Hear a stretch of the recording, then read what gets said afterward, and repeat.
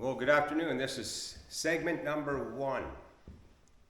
So I'm doing these segments and we're going to divide them into categories for the Quonset hut underground building process. And we're going to start with the first question that everybody will have. And that's how I'm going to address everything, is in a systematic way that you would be actually building a structure. And what's the most important thing to determine? Whether or not your property is suitable for a structure, below ground structure.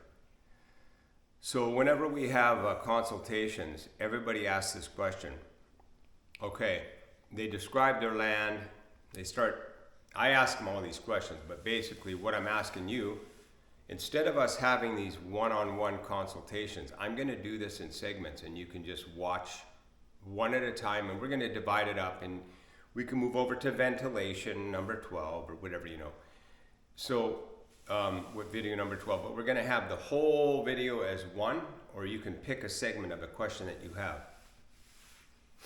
So the first question, if I was talking to you directly, I'd ask you this. Okay, first of all, where is your land? What's the weather like where you're at? What's your elevations? That's the key thing, is what is the elevations of your property.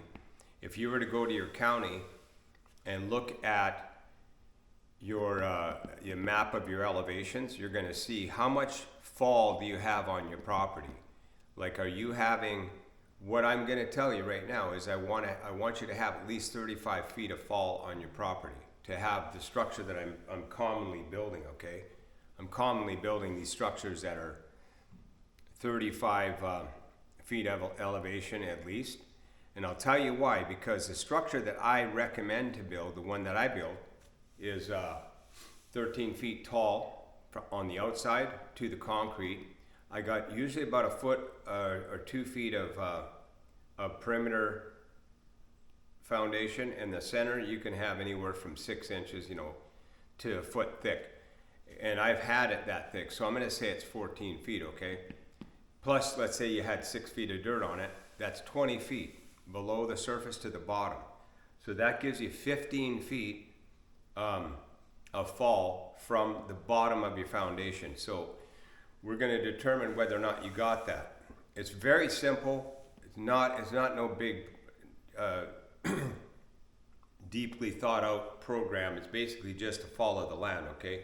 Just want to make sure that the highest point of your land has at least 35 feet, so that if we build a structure on the high part, that we can put a French drain around the thing, and we can run that drain all the way down to the lowest part of the property, so that any water that accumulates, it's pretty common sense, right? Any water that comes from either groundwater around it, which you're not going to have much if you're up high, if you got some elevation. Whenever I have flat land to deal with, generally I don't recommend building one on that. One time I had to do it on somewhat flat land. They only had a 5-foot drop. So basically we only put the thing in 3 feet in the ground. And then we did a mound system on it, okay? So that's the number one thing you want to determine. What kind of fall do you have? Where would you put the thing?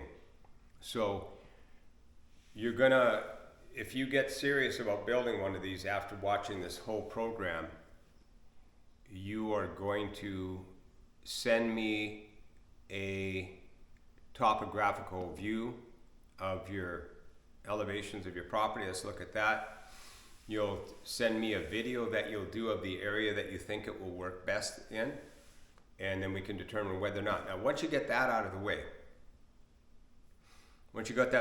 and you know that this is going to work, then the next thing you're going to do about your land, subject on the land itself, is you're going to find out, let's find out where your water tables are. Let's see, what your well depth is, and where the static pressure is and all that. And then you're also going to determine what kind of land you have as far as clearing goes, as far as digging. Okay, if you're on the side of a mountain and you're all rock, solid rock, then that's another whole story. But you can find that out, you'll probably find that out from general contractors in your area, what your neighborhood is like as far as excavation goes. Okay, so because number two, or moving to number two, would be excavation. Okay, now in the excavation department, you're going to be digging a lot and removing a lot of soil and a lot of rocks, whatever. Now, as far as, it's not impossible, but you know, when you get into